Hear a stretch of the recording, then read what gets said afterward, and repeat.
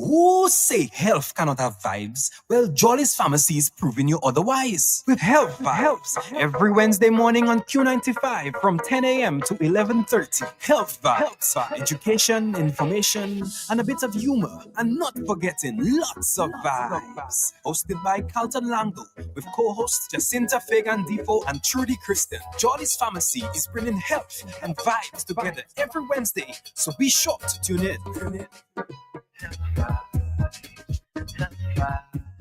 Health Vibes every Wednesday on Q95 from 10 a.m. to 11:30. Jolly's Pharmacy, leading the way in healthcare. Good morning, and welcome to another beautiful Wednesday morning here on Health Vibes, the health talk show. Of course, that is the most vibesy out of all the health talk shows in Dominica. My name is Trudy Christian, and I am in studio this morning with a special guest, and we'll be having a very interesting conversation this morning.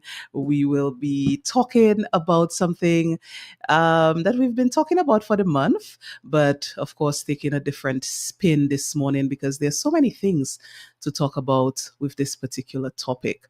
But this morning, my chief host, Mr. Carlton Langdo, is not in studio this morning.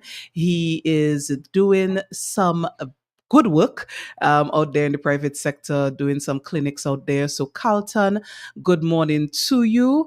I know our listeners always look forward to hearing that golden voice, and they would maybe be asking, but where is Carlton this morning? Carlton is not in studio this morning, but promises to be back on the show next week, Wednesday.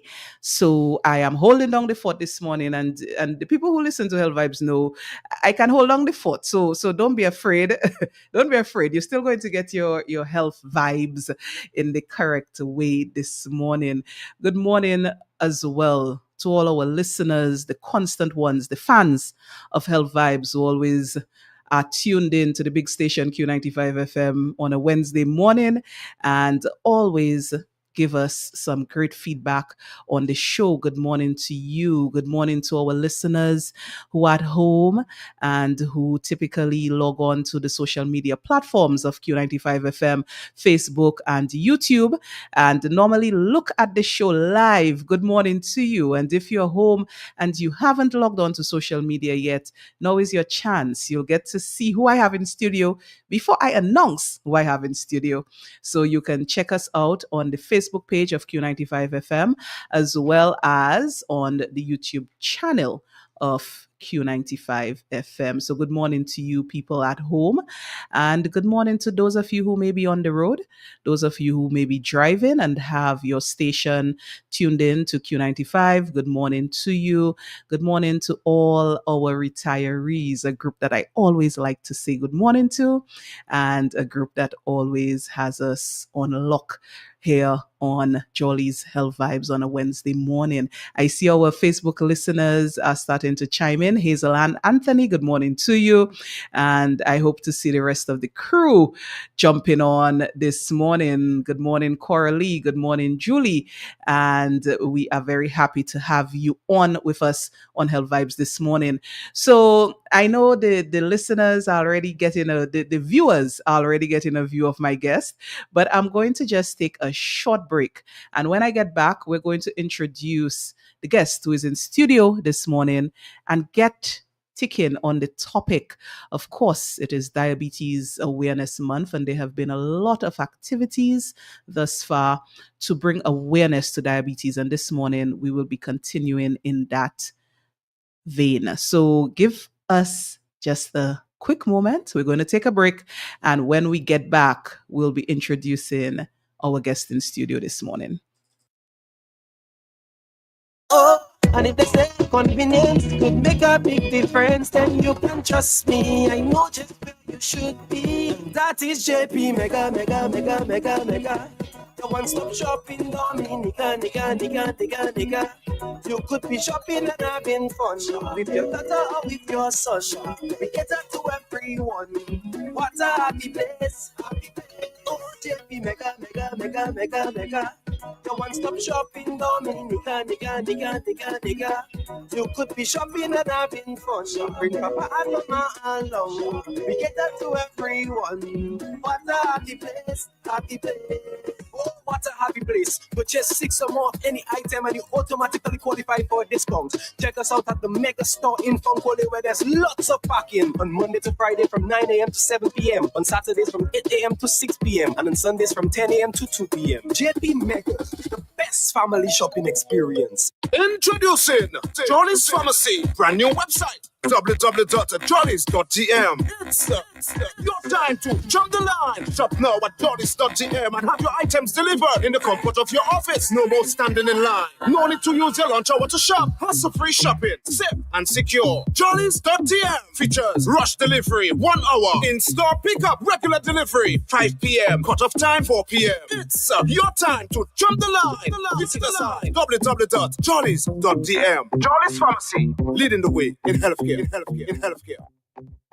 Who say health cannot have vibes? Well, Jolly's Pharmacy is proving you otherwise. With Health Vibes, every Wednesday morning on Q95 from 10 a.m. to 11:30. Health Vibes, education, information, and a bit of humor. And not forgetting lots of vibes. Hosted by Carlton Lango with co-hosts Jacinta Fagan Defoe and Trudy Kristen. Jolly's Pharmacy is bringing health and vibes together every Wednesday, so be sure to tune in. Health Vibes every Wednesday on Q95 from 10 a.m. to 11:30. Jolly's Pharmacy, leading the way in healthcare. And we are back with you. If you're just joining us, of course, this is Health Vibes, Jolly's Health Vibes here on Q95 FM radio. And this morning, we are joined in studio by a very special guest, no stranger to Health Vibes. She's been on Health Vibes before. And of course, she's a big public health education person. She always jumps at the opportunity to educate, and that's why she's one of my favorite doctors. This morning we have in studio Dr. Natasha Maxime Esprit, our endocrinologist here on Island, and as I said, someone who is no stranger to leading the discourse as it relates to health education. Dr. Esprit, good morning to you. Good morning. And Thank you for having me on today. I'm doing good. I'm doing fine, thanks. Yes, I know people who follow you on social media, and they may be wondering, but what is Dr. Maxime Esprit going to speak about this morning? Because they may be saying, she made a post yesterday. Maybe that's what she's here to talk about. But no, Dr. Natasha Maxime Esprit, who I said is our endocrinologist, she is the specialist focusing on hormonal disorders. And this month is Diabetes Awareness Month. The Dominica Diabetes Association has been doing a lot of work as it relates to spreading awareness about diabetes. On Sunday, there was a walk that was, to bring greater awareness to the disease, and that was well received. On Saturday as well, the Jolly's Pharmacy, in collaboration with the American Canadian School of Medicine, hosted a health clinic and a cardio jam down there in Portsmouth. And so there have been quite a few, activities to bring awareness. And on Health Vibes, we've been trying to do our share. We've been speaking about diabetes for the month. We've spoken about things to do with diabetes, such as the complications. So we had Dr. Hazel Schilling for the Ricketts talking about diabetic retinopathy. We've had Dr. Curran Fabian Tupi talking about some of the complications as it relates to amputations and so on. Last week, we had Coralie Thomas, nutritionist, on, and we also had Dr. Lisa Jolly talking about diabetes complications as well. But something we haven't spoken about is this other aspect as it relates to the hormonal issues that lead to diabetes, or hormonal conditions that can, actually preempt a diabetes diagnosis.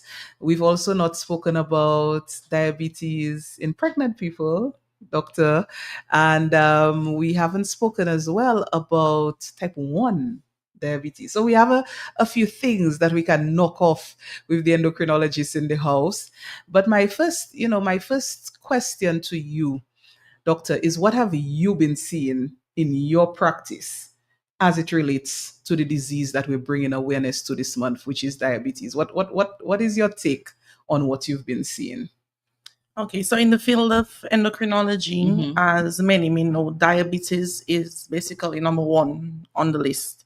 We care for patients who suffer from different endocrine illnesses, but diabetes on a worldwide level remains the top priority, and it has the most prevalence. Okay. Not only in Dominica, like I said, but worldwide. So every day I get to sit with different types of patients who suffer from different types of diabetes, because there are different types of diabetes from all age groups. And I heard in your intro you mentioned two types of diabetes, which we do not speak very often about, which is type 1 diabetes and gestational diabetes. So I'm happy we're going to go a little bit into that today. The incidence of diabetes, the new cases of diabetes, my desire is that we see a lowering of those numbers. Okay. And I do believe that we have the knowledge and we have the resources here in Dominica in order to start seeing a decrease in the new cases of diabetes, and also in lowering also the complications of diabetes. So even for those who are already diagnosed, we can do a lot more to lower the complications, the rate of complications that we are seeing. Like I always tell my patients, diabetes is not a death sentence. So though you are already diagnosed, we have a lot of patients who have gone into remission. We have a lot of patients who have been taken off therapy, oral therapy or insulin therapy. We have a lot of patients who are managing and doing well, both physically and mentally, even though they do suffer with diabetes. So somebody asked me yesterday, doctor, aren't you tired of talking about diabetes? And the way I explained my answer, which was no, is that it's almost like, when something happens in your village, a little Beth going wrong, and everybody meets you and gives you their version of the story. Right. That's how it is to me. So every day I sit with different clients, it's different situations, different age groups. So in one day I might go from my 3-year-old type 1 diabetic to my 92-year-old type 2 diabetic. Right. And it's different scenarios. So it keeps me going, keeps me encouraged, and seeing the improvements that the clients are making, it's very encouraging. And I know you are a very patient focused physician, and so I can imagine, the success of the patient would bring you that sort of satisfaction. It's interesting to me, doctor, when people say, if you're not tired about speaking about something, when inadvertently every time you speak about it, you reach somebody new. So there may be someone who is listening all the time, but every time there may be a new person who this information can potentially save their life or change their life, or allow them to live a better life, as you said, a life possibly with less complications if they are suffering from the disease. So health education, you can never tire of health education, because it is at any point in time life-changing for somebody. And with that being said, I notice we have a lot of people jumping on to our live, on Facebook and on YouTube. I'd like to ask people to share the live, share the fact that we are on, because somebody may listen, you may share it, and somebody who was not listening may listen and get some information that is, so important for them and the quality of life that they may have. So I'm encouraging our listeners. I see you all are coming down in droves here. I encourage you to share the knowledge. Yes, Dr. Esprit, you mentioned something as it relates to in your practice. You're seeing patients, everybody's story is different. You're seeing young patients who maybe have type 1, older patients, pregnant patients, I'm sure. What is the most troublesome thing for you in helping your patients to stick to whatever it is the regimen that you may be prescribing for them, or what do you find is the most tricky in managing the disease? For me, I'm usually a very mellow person. Uh-huh. I maybe have a serious face, but I'm usually very mellow. Um, for me, what ticks me the most is non-compliance. Okay. So these are the type of patients that, and my patients will tell you that I try to spend as much time with them as possible, both in person and via phone. So if you look at my phone, it's filled with patients and not so much other individuals. Like I posted on WhatsApp. If you look at my gallery, it's filled with blood pressure and blood sugar readings and few photos. But non-compliance, and it's one of our biggest issues where yes, we spend the time with the clients, but then they do not put in sufficient work to get the task done. So even if I maintain communication, even if I am present at consultation and spend time explaining and so forth, if the individual does not put in, especially when it comes to diabetes. So for example, I keep in contact with my colleagues around the world from different countries, from Latin America and other Caribbean countries with whom I studied. And a lot of them have given up on treating patients with diabetes. Wow. So they prefer treat patients with thyroid illnesses, with pituitary tumors that may seem to others as more complicated. So for example, somebody has a pituitary tumor, you deal with the tumor, whether it's a surgical procedure or oral therapy, and most likely that person is going to comply. But with diabetes, a lot of the care depends on the client.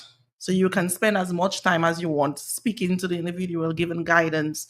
The rest of it, when the client goes home, their progress basically depends on them. So that is one of the tricky things about managing diabetes. But I have been exercising a lot of patients, I must say. And I think the patients enjoy the one-on-one care, the little attention, the little motivation. So I have been using that as a little trick up my sleeve. It can be a little demanding at times because of the level of clientele, both in private and public practice. However, I try my best to ensure that I give every client that one-on-one attention that they need, even after they leave consultation, so that we can ensure that we're maintaining good numbers, that we're doing the checkups that we need to do, that we are screening for retinopathy, that we are checking on the kidneys, because sometimes some of them do count on, for example, family members or a friend who will be there to give them that extra push. But a lot of people do not have that, that inner circle or that motivation that they need to do well and to live a healthy life and to not develop complications. So for me, it's, to answer your question in summary, non-compliance. Yes. Okay. And how maybe, doctor, we should talk about what led to the disease in the first place, and therefore, what would compliance entail, for the people who may be listening. I know this is one of your big topic areas. Oftentimes I've heard you speak about insulin resistance. I've heard you speak about that a lot. So maybe we should get into the nitty-gritty of, the pathway that leads to the patient getting into your office, and possibly dealing with the diabetes diagnosis. Right. So as you mentioned at the beginning, we have different types of diabetes. Okay. The one which we see most commonly is type 2 diabetes. Most times, not all times, and we are seeing an increase of the opposite in Dominica. Most times, type 2 diabetes is diagnosed during adulthood, and usually it's associated with unhealthy lifestyle changes, genetics, a family history of type 2 diabetes, other factors such as you have stress factors, environmental factors, obesity. But we also see clients who suffer from type 1 diabetes. Type 1 diabetes usually is diagnosed at an earlier age, so usually during childhood. Okay. Right? There is another type of diabetes which we do not have a lot of cases here in Dominica. Some patients I do have on the list to verify, to confirm diagnosis, which is latent autoimmune diabetes of the adult. So basically, it is somewhat like type 1 diabetes. However, it appears in adulthood. Okay. Okay. But the diagnosis of that has to be done via testing, blood testing, where I look for antibodies Mhm. and other substances in the body, but in adulthood. But it's very similar to type 1 diabetes. Mhm. So the motive for consultation, as you ask, may be many things. Most of the clients I see, they come either as self-referrals or Mhm. referred by another physician or a nurse. Okay. And I want to give props to especially the primary care nurses. They're doing a fantastic job in screening, Okay. clients for pre-diabetes, diabetes, and insulin resistance. They're doing a Mhm. fantastic job just by physical examination, some by doing blood sugar checks and so forth, and even other members of our health community. Yesterday, I saw a 20-year-old client who was referred to me by a pharmacist who Mhm. basically just looking at the client saw signs of insulin resistance, and he was quite right. And he referred the young lady to me. She came and we had a good conversation and we began the screening process. So the Mhm. more knowledge that we can bring out, that we can share, we build awareness. And my favorite topic is insulin resistance, Mhm. because I am convinced, especially in the field of endocrinology, we try to push knowledge on insulin resistance. If we can catch it in time and reverse insulin resistance, then we can lower the incidence of type 2 diabetes. Gestational diabetes also, we have a lot of risk factors that can be prevented, that can be modified, so that that woman who is going into pregnancy does not develop diabetes and then have complications during her pregnancy. So most of the clients who come to me referred, either self-referral. They realize that they're either suffering with a complication of diabetes, or that their numbers are high, Mhm. or that they're going hypo. Sometimes they're having low blood sugar readings also, and they Okay. would like to have a consultation, or their doctor, be it their primary care physician or even other specialists, refer them for better management. Okay. Also, some of them I may just have basic conversation. I'm in a store and Mhm. somebody's basically having a conversation. Sometimes I interject, or if I see a sign or symptom of, for example, insulin resistance in a young child, I would walk up to them, would start a conversation with the parent, and people are usually very responsive. Okay. They're very responsive, and so far it's been very productive, and I can see that I am seeing results. For example, Okay. when I first entered primary health care, almost every clinic turned all like A&E. Sometimes we would not have beds to put clients because everybody came in with their blood sugar levels in 500 and something, 400 and something, and there was no space to put clients on IV fluid. And now I am seeing as we go along that, adjustments are being made, the patients are paying more attention, everybody's getting involved, the nurses, the community health aides, the physicians, Mhm. everybody's getting involved, and we are seeing progress. Okay. So it's a group. So it's, the medical. I like the fact that you're saying, across the board, medical Yes. professionals are trying to do their part as it Exactly. relates to combating the disease. So from pharmacists to nurses to, everybody involved in the profession. So that is a good sign. Doctor, you spoke a bit about gestational diabetes. Mhm. And I wanted to go a little bit more into that. That's something I don't think we have discussed much at all, at least in this forum, Health Vibes. But for women who are pregnant, what is the screening process like to find out if they have this issue? Is everybody supposed to get screened? Is it only people who have certain risk factors? What is the process like for in pregnancy and determining gestational diabetes, and how do we move forward? Okay, good. So gestational diabetes basically is diabetes during pregnancy. Mm-hmm. However, there's a tricky part to that, which would usually get us a question when you're in medical school, because it's not every pregnant woman who has diabetes who suffers from gestational diabetes. So Interesting. gestational diabetes has a particular period for its diagnosis. Usually the patients have risk factors. So they Okay. come in, for example, with some of the risk factors are heart disease, high blood pressure, obesity, insulin resistance, polycystic ovary syndrome. Sometimes my PCOS patients tell me, but doctor, why do you want me to lose weight? Or why do you want me to do this and that before I get pregnant? All I want to do right now is to get pregnant. And that's the reason why, because I'm trying to prevent them from developing gestational diabetes during their pregnancy. Advanced maternal age is also a risk factor, and having pre-diabetes. Now, what happens during gestational diabetes is that although you may have those risk factors, you have the add-on effects of certain hormones. So hormones such as estrogen, cortisol, and the human placental lactogen, which tend to increase during pregnancy, block the effect of insulin. So it's almost like, if you want to put it in that way, it increases insulin resistance. So you have that physiological process that goes on.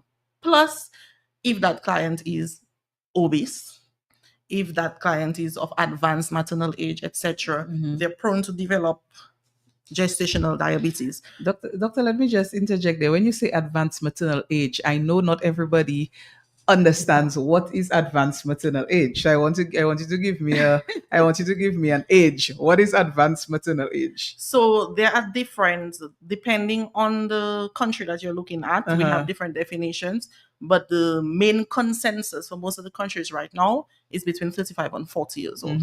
Okay. Yes. I just wanted you to get that out there, because some of us post 35 people wouldn't consider ourselves advanced in age, but then when it comes to pregnancy, 35 is that number that you're looking Especially at. with diabetes, we're looking between 35 and 40, where you tend to have those hormonal changes tend to exacerbate in that age. And a lot of times the individual already suffers from another chronic illness, whether it be hypertension, or obesity, which worsens your prospects for developing complications during pregnancy at that age. Yes.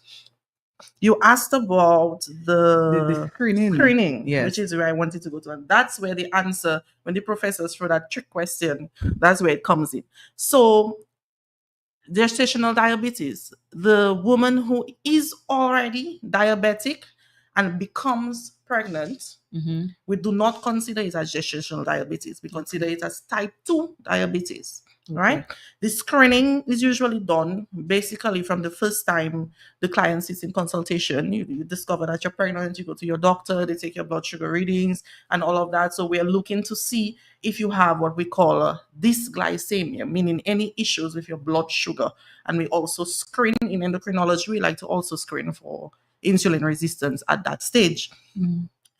But the diagnosis of gestational diabetes basically begins at 24 weeks. Right? Because this is when, between 24 and 28 weeks, some studies will tell you from 20 weeks, this is when we begin to see the real impacts of pregnancy, especially the hormonal changes that happen on the metabolism of glucose.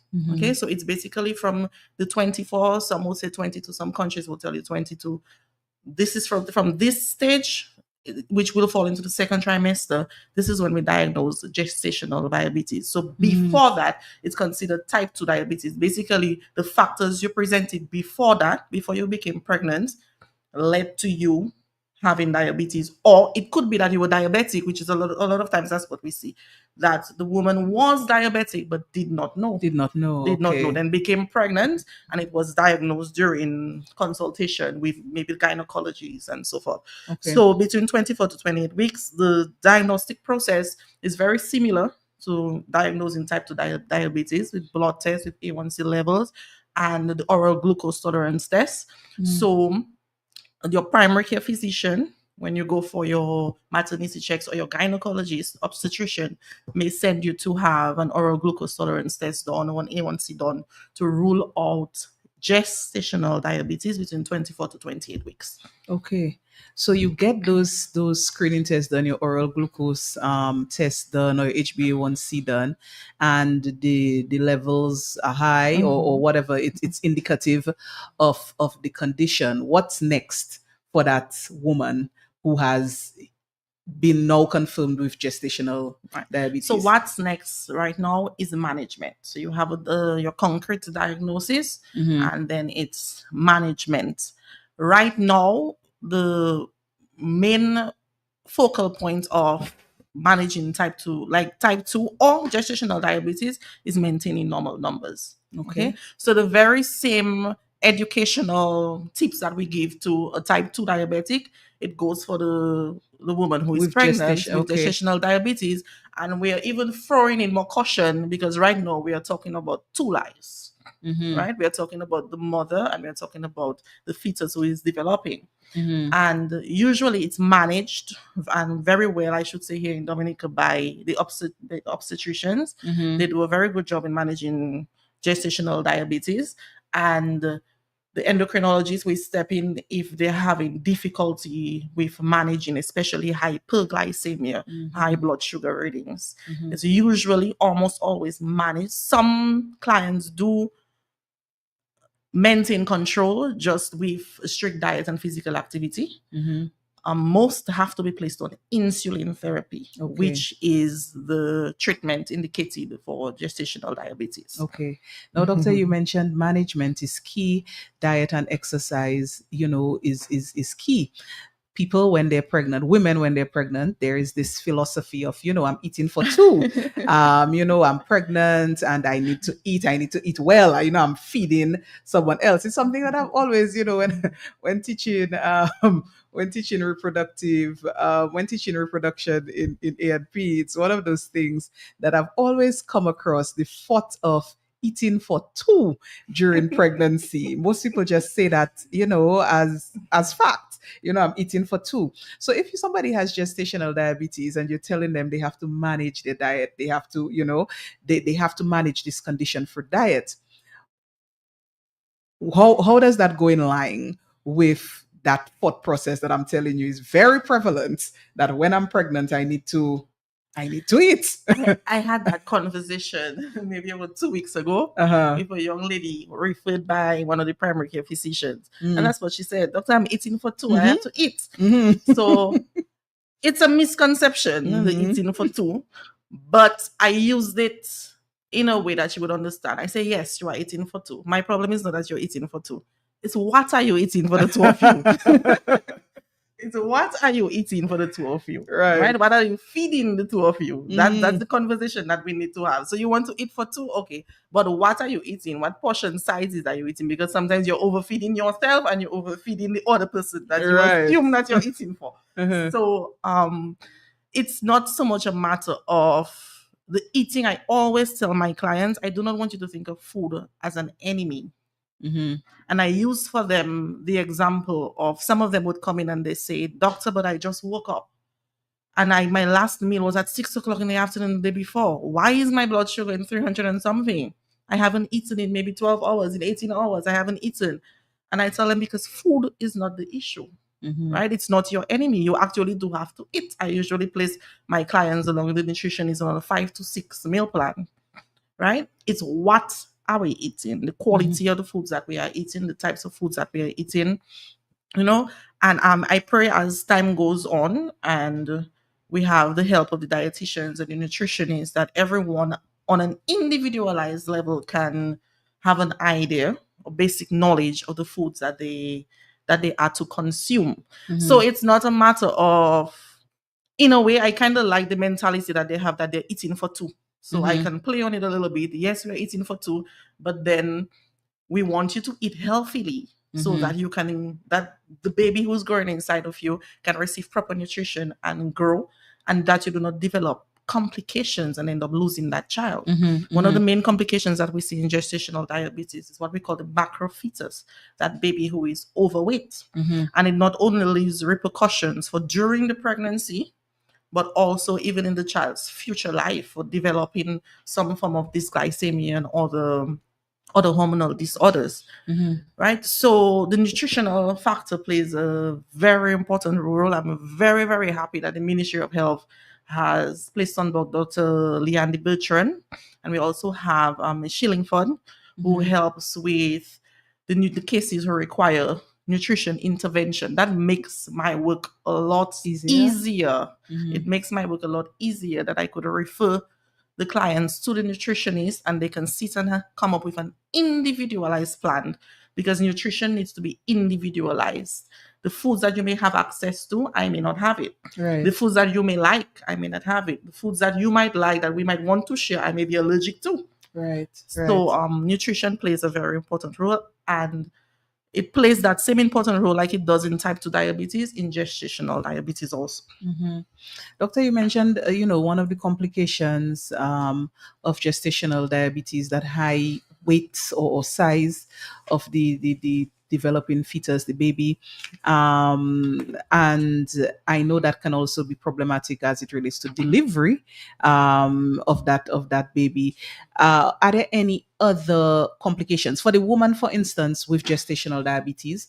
What does that indicate about her future likelihood of diabetes Good. type And 2? that's one of the points I wanted to ensure that I did not leave here without clarifying, Mhm. because a lot of the clients are being referred to me by primary care.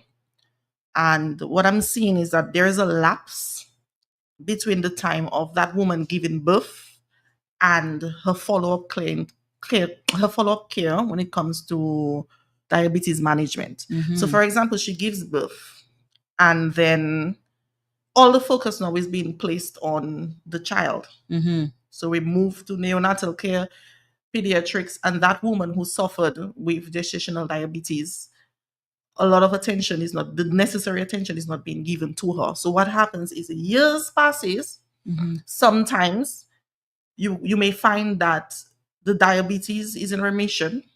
So basically, some people who suffer from gestational diabetes after giving full birth, when all those hormonal factors and all of that goes away, they return to a normal glycemic stage, meaning they do not present any issues with their blood sugar levels. However, some people do progress with diabetes, which we will refer to it now as type 2 diabetes. Mhm. Okay. And some people may not progress with type 2 diabetes, but they may present be in a state of pre-diabetes or insulin resistance. Mhm. Okay. In endocrinology, what we do a month after giving birth, the client is required to do an insulin screen and an A1C, an HbA1c. 1 month. So we can have an idea as to where they are. And we repeat that in 3 months' time. Okay. Right?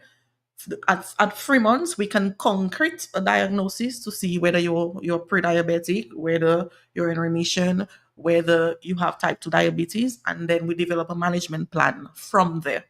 Other than that, it is advised, for example, if that person is remission, they have no form of dysglycemia, then every 3 years, it is advised that at least every 3 years that you do a checkup to see where your blood sugar levels are at.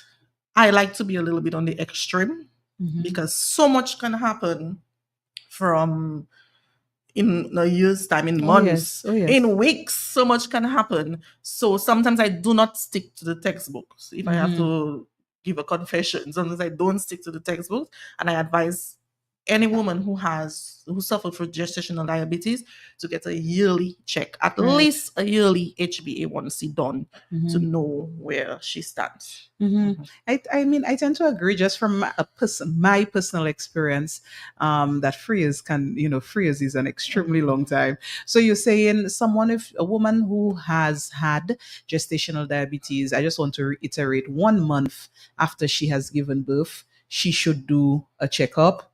And then 3 months after that, she should do a follow-up. And then, if things are okay, then at least 1 year after, she should be screened Right. again. And we're talking about the standardized tests. Okay. So the test where you go into the lab and get Ah, your right. blood work done. But in the meantime, what that woman can do, knowing that she suffers from gestational diabetes, have her own glucose monitor at home. Mhm. So when she leaves maternity and she's home, she can do her finger pricks and check to see what's going on. Because like I said, so much focus is usually placed on the baby after. Everybody's worried about the baby, the baby. Yeah. And then we can sometimes forget about the woman who suffered from hypertension or diabetes during pregnancy. Okay. So she herself can do her blood pressure checks, her blood sugar checks, and so forth to see where she's at, Okay. and then seek help if she notices that the levels are still high. Okay. Okay, doctor, we had a question a little earlier from someone, and I think it's a topic that we want to go into before I take a short break. But somebody asked about the signs, the physical signs of insulin resistance. I think that was at the time where you were mentioning, in your work, what you've been doing. If you see people, you mentioned in the supermarket, sometimes, you'd see a child maybe presenting with some of the signs of insulin resistance, you would want to engage in a conversation with the parent. So the listener is asking, what physical signs, I guess, did you see? So let's get into insulin resistance itself, and what does it mean, and what would you see physically if somebody's insulin resistant? Okay, so just to give an overview, insulin resistance is basically the body's inability to process insulin, as we heard the word say, resistance. So it's like insulin is trying to get into your cells, but the door is not opening. It's locked, so it stays outside. So insulin now is stuck in your bloodstream, and insulin, its job basically is to regulate your blood sugar level. It carries sugar. So wherever insulin accumulates, ultimately sugar is going to accumulate, glucose is going to accumulate. Clinically, one of the main signs that we will look at, or if you need to screen for insulin resistance, one of the main things is being overweight or obese. Okay, because adipose tissue, which is basically fat cells, cause us to develop insulin resistance. Okay, so that's one of the first things. Just being overweight and or obese, then you would need to screen for insulin resistance, and that is done within a fasting insulin test. Okay. Now, if you are overweight or you are obese, plus you have a family history of whether it be prediabetes or type 2 diabetes, then it's also a recommendation for screening. Okay. You may see, for example, especially now with the children, those who are overweight, you may see the darkening of the skin, hyperpigmentation of the skin. Usually it's the neck, under the arm, between the thighs, and most times it's an indication of physical expression of insulin resistance. So that child or that adult who presents the darkening of the skin in those specific areas that I mentioned should also to get screened for insulin resistance. So these are the two main things. And then we can look at the other complications that insulin resistance can cause that individual may be presenting. So for example, an irregular menstrual cycle, difficult sleep pattern difficulties, sleep apnea. They may have difficulty getting pregnant, infertility issues, etc. Erectile dysfunction, all of that can be caused by insulin resistance. So if anyone who presents those signs and symptoms, you maybe all your life have been screened for diabetes, right, or pre-diabetes, but have not been screened for insulin resistance. And I must commend the parents who have been educated and are bringing in their children. So even in primary care, we are seeing a lot of the parents bringing in their 10-year-olds and their 11-year-olds to be screened for insulin resistance, because they notice, hey, my child is overweight, or he has that dark patch around his neck that I just, no matter what I use, I cannot get rid of it, or to go a little bit more in depth, we have a lot of children right now who are in pubertal age, but they're not developing how they should. So I have a lot of young boys who are not going into puberty how they should, who do not have the penile length that they should have, or do not have the right testicular size that they should have for their age. And all of it goes back to being overweight and having insulin resistance. So I do not want us to be shy about those things, right? And sometimes you may be shy even with approaching somebody. Maybe it's a family member or a friend. You may be shy about it, but just consider you may be saving someone's life with the knowledge that you have. If you could just encourage them to get themselves screened and checked, you could be saving someone's life. And we have access to both public and private care. So if that individual may not be able to see the doctor privately, they can be referred to the doctor in primary care, in their primary care sector, to do screening. Okay. Yeah. So I mean, and I'm happy, you're saying that you're seeing, I guess, the effect of better education, Yes. better awareness with parents, bringing in children for screening, insulin resistance, like screening for insulin resistance. To be honest, doctor, before you came on the scene, I had never heard about, doing a insulin test. Like it was really very focused, I think, in the medical arena on blood glucose screening, screening for blood glucose. But now I am definitely hearing a bit more about that insulin resistance and checking for that. So that preemptive strike that we can make, I am definitely hearing a bit more. And that is, that is the importance of education. I know a lot of us, maybe for instance, one of the signs that you just mentioned, the darkening of the skin, the acanthosis, a lot of us might have, felt that is quas, if somebody has a dark neck. And now you're seeing at least people are a little bit more aware that this might be indicative of something else. Yes. So they can check it out. So I am definitely happy that we're seeing, at least that coming through. So doctor, if you do a test, an insulin test, what is the range you're looking for in terms of knowing if somebody is that insulin is too high or the person is possibly insulin resistant? What are we looking for in the testing? Well, it depends on the reference range that the lab is using, because each lab has different parameters okay. that they use. Okay. Most use microunits per milliliter, and from the time it hits the high 20s, then, but there is a ratio that we also calculate. So usually I indicate for the client a fasting insulin and fasting blood sugar, and then what I'm comparing is the level of insulin that you have in your system in relation to your blood sugar level at that time. So that from that very same blood sample, we look at your blood sugar level and we look at your insulin levels. Okay. And then I calculate to see if the insulin that you have in your system at that time is too much in comparison to the blood sugar level that you have. It's almost like your pancreas is trying to produce more insulin to deal with that little bit of glucose that you have in your system. Why? Because your body is resistant to it. Okay, Yes. so the ratio is important. And just those high levels of insulin, not even bringing glucose into the picture, just those high levels of insulin can cause a lot of damage. One of the most common complications that we see is hypertension. So for example, I have 18-year-old, I think the youngest one right now is a 13-year-old with hypertension.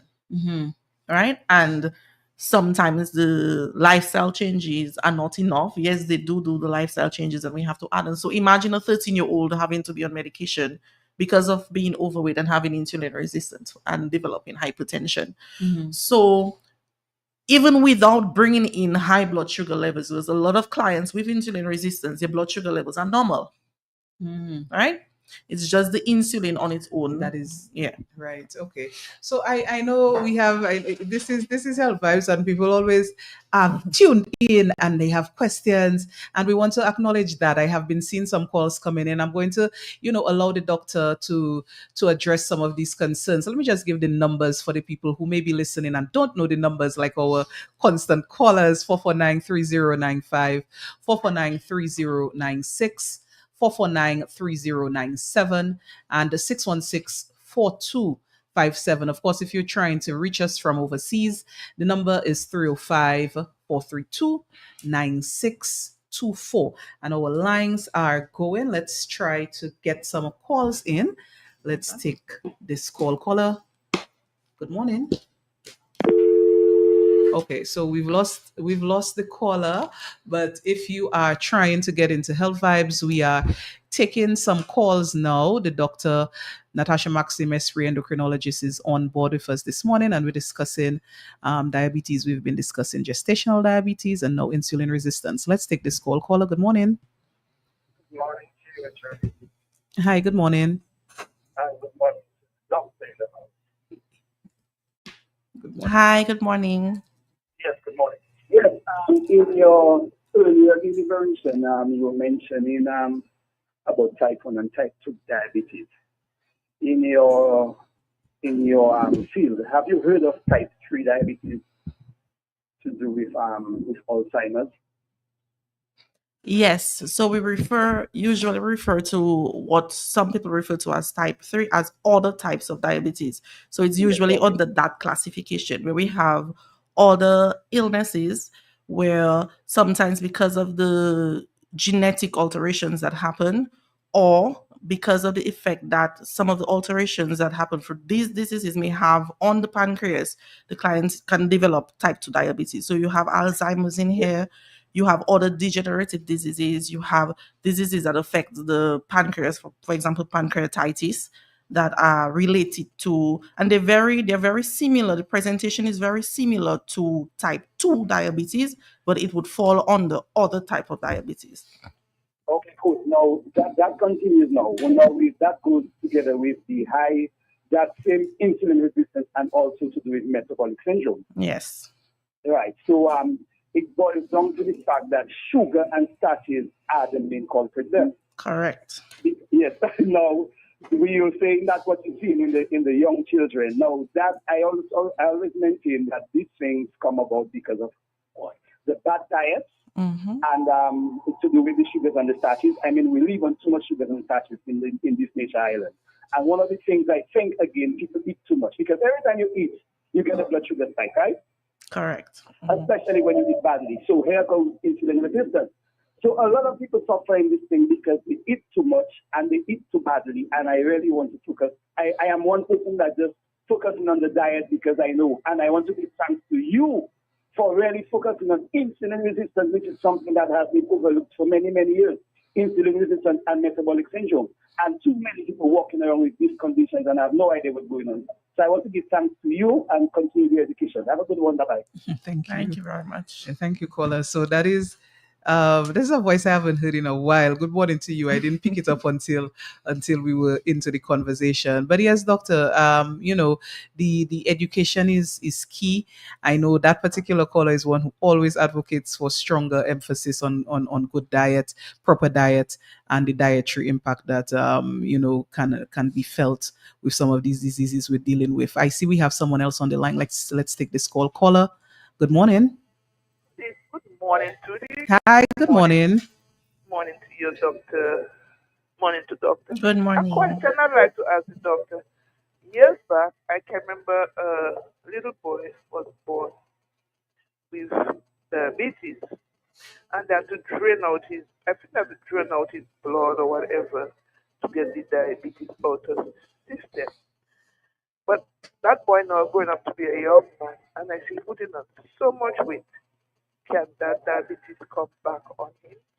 Okay, so here we are speaking about another type of diabetes, which is usually not spoken about, and it's neonatal diabetes. So the diagnosis is done in the first 6 months of the child's life, right? So it's usually treated in neonatology, and most times it's transient, it's temporary.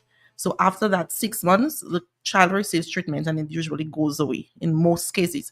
However, that child does remain at risk and has to be carefully screened for type 1 diabetes, or especially if he or she is overweight, for type 2 diabetes.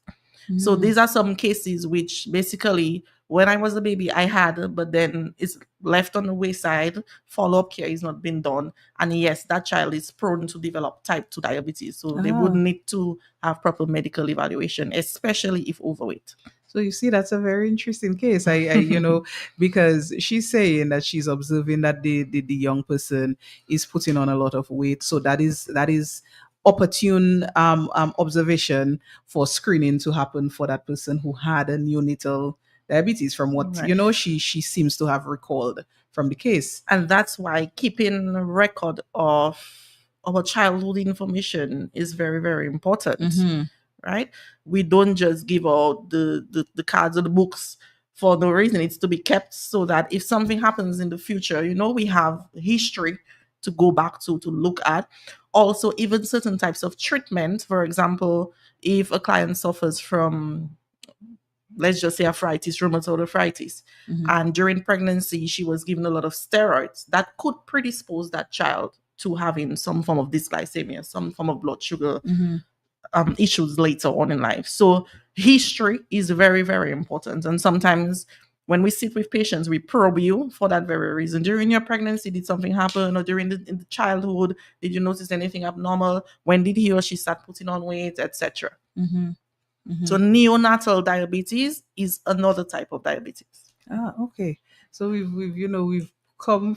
we've come across quite a few interesting, diabetes situations that can occur. The previous caller had mentioned as it related to Alzheimer's, and you mentioned, doctor, with other degenerative diseases, pancreatitis, and so on. There could be that indication, and now neonatal diabetes, which is new to me. So many interesting things as it relates to the disease. Doctor, one of the things we had wanted to discuss, uh, diabetes, of course, being, we talk about insulin. Of course, insulin is a hormone. So that's where you coming in as the endocrinologist. There are other hormonal conditions that can basically create the environment as well for diabetes to be prevalent, or for diabetes to occur. So I wanted you to touch on that. What can we be looking out for in terms of something that could lead to diabetes, or something that could predispose, that is the word I'm looking for, predispose the person to a diabetes diagnosis in their future? So there are many other hormonal issues or imbalances that can predispose someone to diabetes. But the one that I would want to focus on today is our dear friend cortisol. Mm-hmm. So cortisol is known as the fight or flight hormone. It's what we refer to as a contra-regulating hormone. And it is also known as the stress hormone. Mm-hmm. Okay, it tends to increase when we are stressed, and it has its reason for increasing when we are stressed. It's not just being troublesome. It has its reason for increasing while we are stressed. However, high cortisol levels can lead to an imbalance of our blood sugar levels, can lead to increased blood sugar levels. Mm-hmm. So just imagine, let's say, a 40-year-old who has a family history of type 2 diabetes, maybe slightly overweight, maybe not even obese, but is very stressed. Let's say at work stress, family stress, financial stress, All kind of stress. right? And then we have cortisol just having a party in that person's Mhm. body that can predispose the individual to type 2 diabetes. Mhm. And a lot of times people have their diabetic debut during a stressful period. Mhm. And that stressful period could be, well, like I said, any type of stress, from financial to family, or even another illness that exposes that, some acute illness that they're suffering from, that exposes the individual to stressful period, and cortisol rises, and then you develop type 2 diabetes. So that's another aspect that we have to look at, and that switches us now into talking about stress management, Mhm. Mhm. right? And some clients, a lot of times when they have high blood sugar levels, one of the things that I do, sometimes I say Social Security may be fed up with me, but I usually place the patients on sick leave, Mhm. right? Just to take some time to focus on yourself, on your health. A lot of times the stress factors, and I notice that a lot for the people who are in supervisory or managerial positions. Mhm.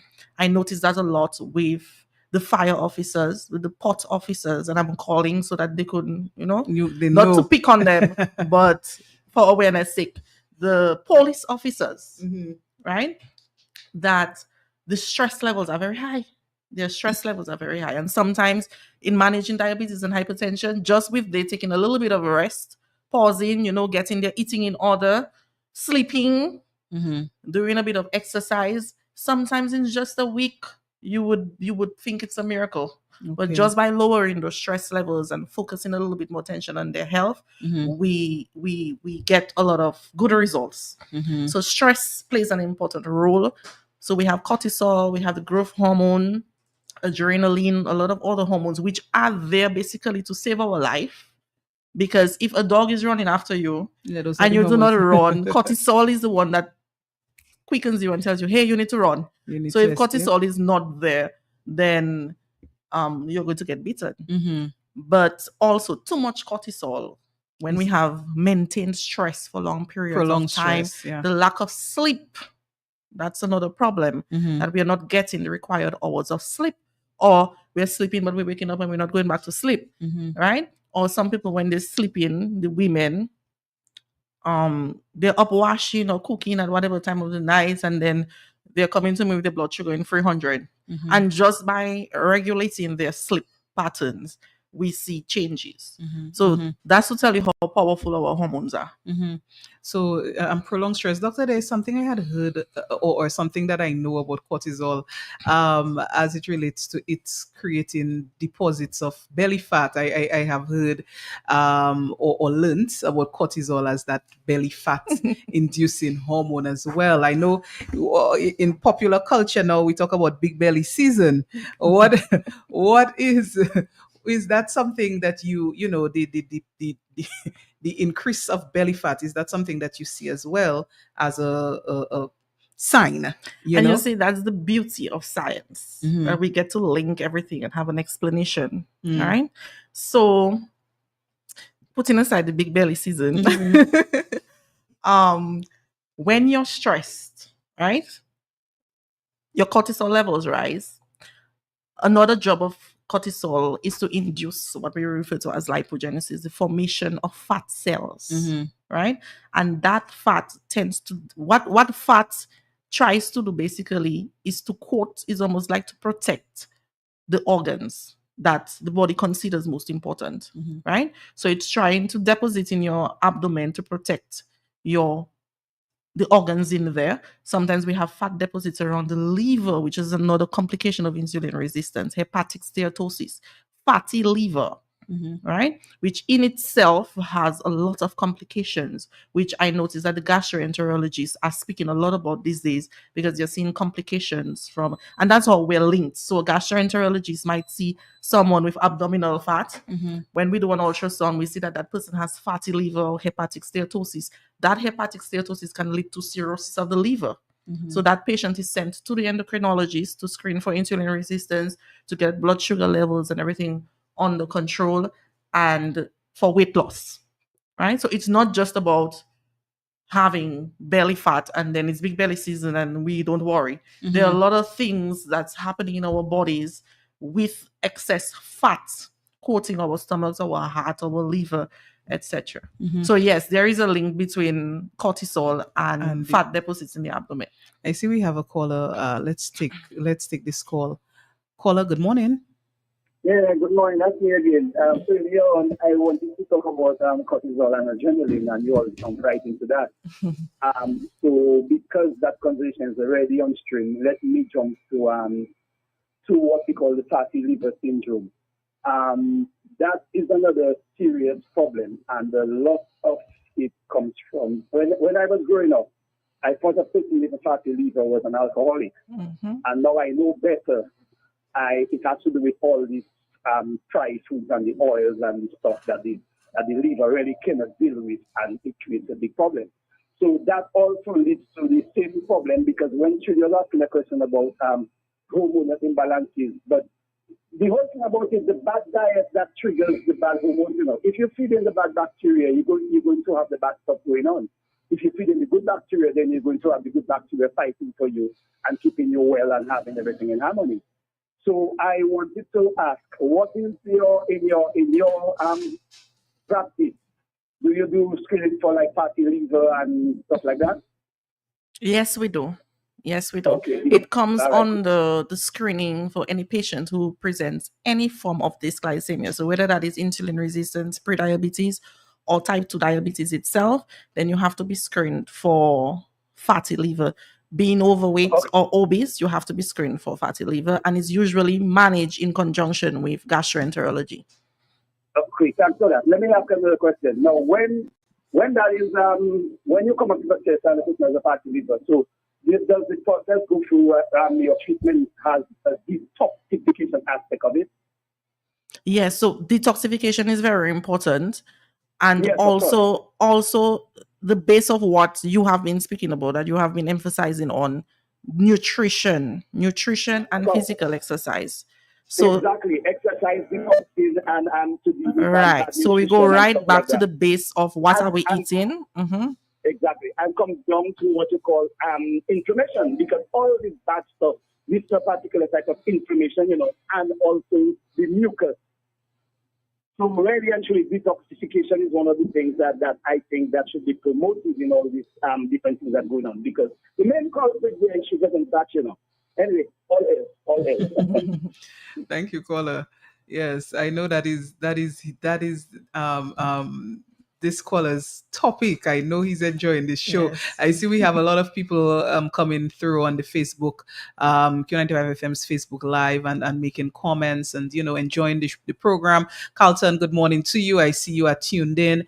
I'm seeing people speaking about the information being very good. Someone is talking about and the impact that all these things you've been speaking of, doctor, can have on health. So the stress, the lack of sleep, and she's including grief, which some of us could be dealing with at the same time. All of these things having this, big effect, what I like to call the perfect storm, as it relates to our health and what we're talking about today, which is diabetes. So so many things to factor in. Doctor, I know we are already approaching the end of our time. We do have some more time, so if people had tried to call in a bit earlier and they didn't get the chance, you have the opportunity to do so.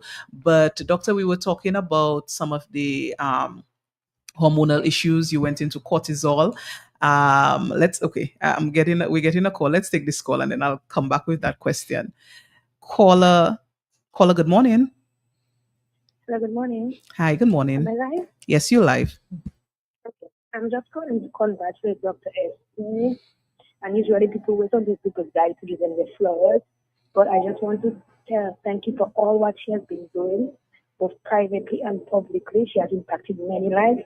And we are just hoping that she continues her good work with her dedication, her humbleness, and the great work that she has been doing.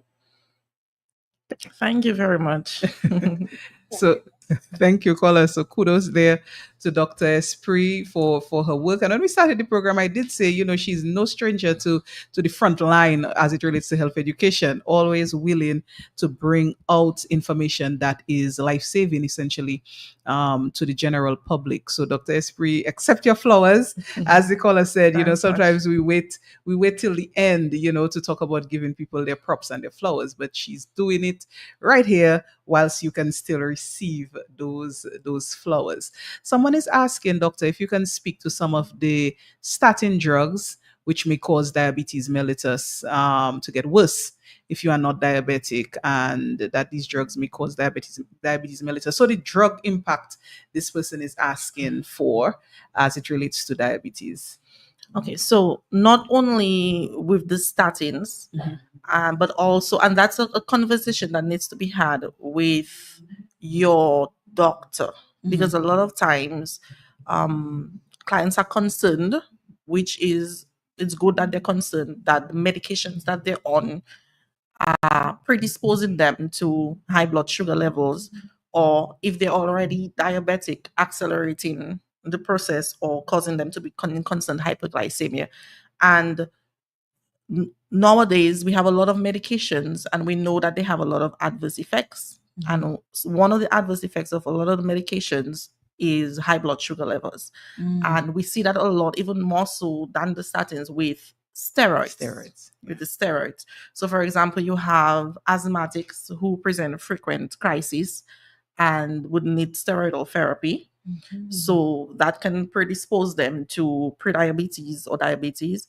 You have people who suffer from rheumatoid arthritis, which can be very painful, right? And it's a chronic condition, and they may need a frequent steroidal treatment, and that can either predispose them to some form of dysglycemia, or if they're already diabetic, they may have high blood sugar levels. So we get that a lot. It's individualized. I always remind patients that not because a medication has an adverse effect, it means that you're going to experience that adverse effect. And a lot of times we have to weigh out risk and benefits.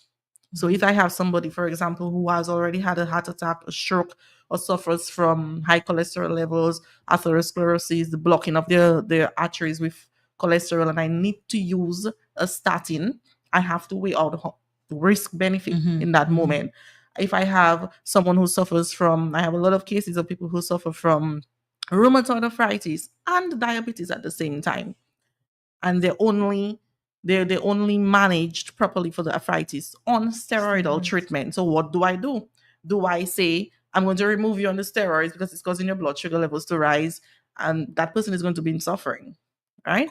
So what we do, we sit, it's individualized care, and then we try basically to counteract the adverse effect of that medication. So it's a discussion that needs to be had with your pharmacist, with your physician, and also with the pharmacist to see if there are other options for care, for management. But every medication has their side effects, and yes, some of them do cause an increase in your blood sugar levels.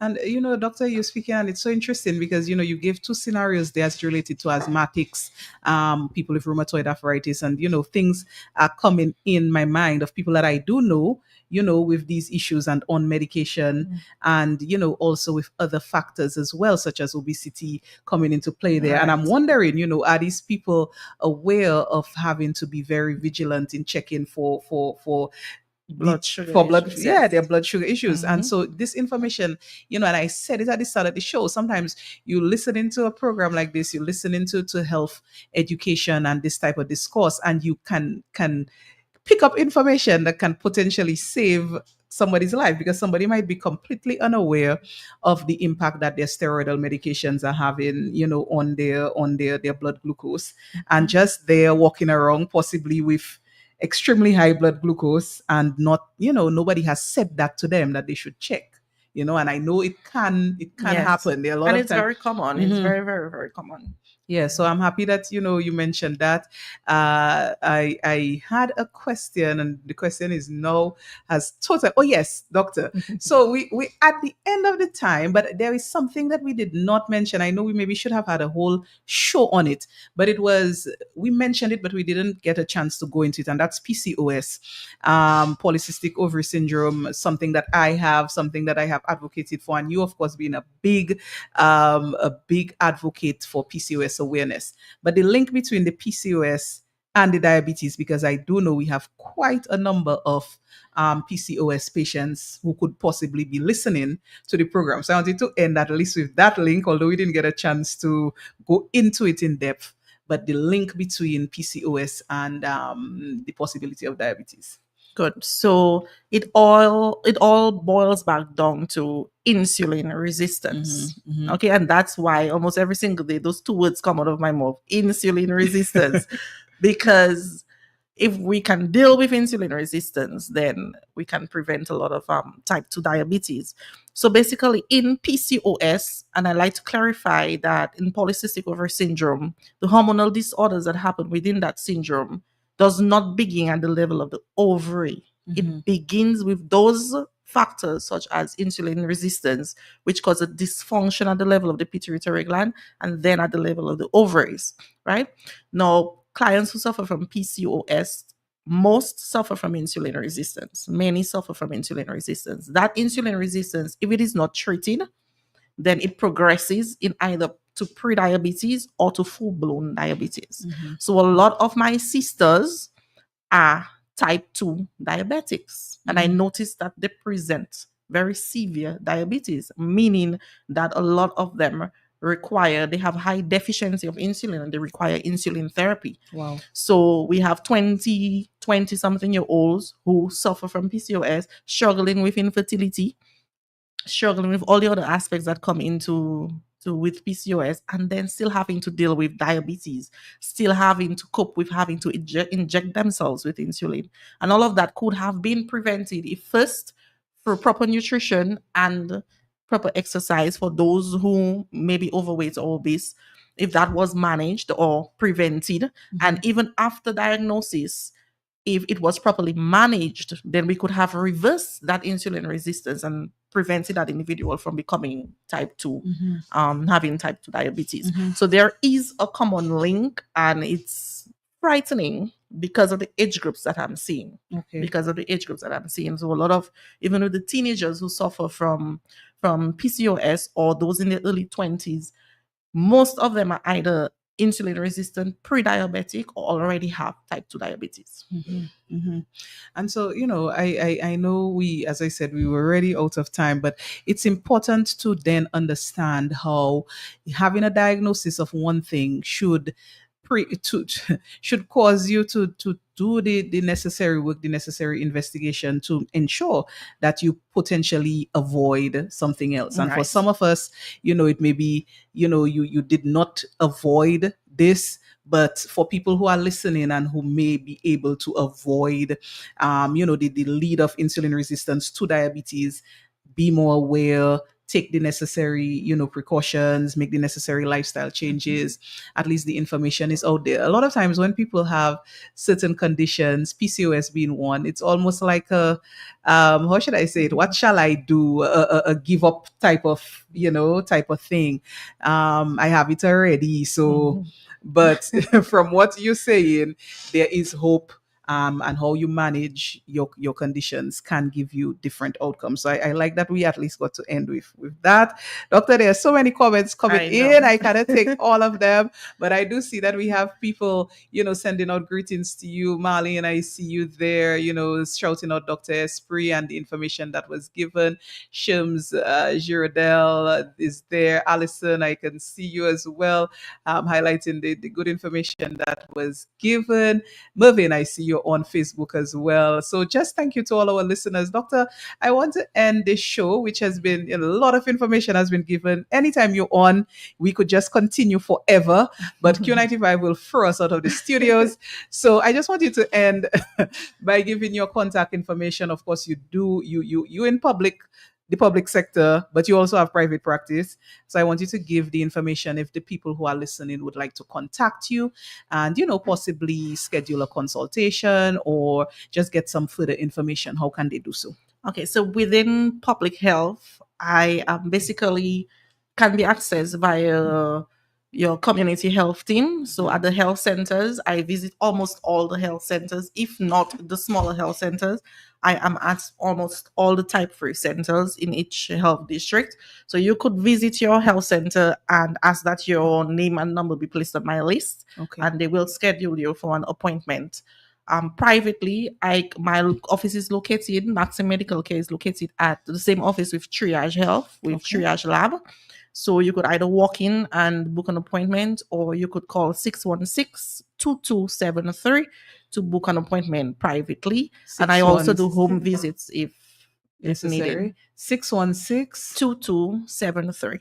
616-2273. 616-2273. Repeating the number because I know people listening want to take that down. And you cannot message Trudy and say, what's the number again? So make sure you take down your information. 616-2273 to get in contact with Dr. Natasha Maxim Esprit. I want to thank you so much for being our guest today on Health Vibes. I do know that the information would have been impactful to those who listened. And I do hope that if people listened and maybe people who should have listened did not get a chance, that you can share with these people, share the show, share the information. It's always worthwhile to share good things. The same way we like to share the little Beth, we share the good, positive health information that is disseminated right here on Health Vibes as well. So thank you once again. And we're ending the program now. We will be back, God willing, next week, Wednesday, with another informative vibesy health vibes for you. And so stay tuned for that. I do wish everyone a good rest of the week. And as I always hear Carlton say, your health is your greatest resource, so preserve it. That's what Carlton would say. So I'm going to say it to you. Take care and goodbye. Oh, and if they say convenience could make a big difference, then you can trust me. I know just where you should be.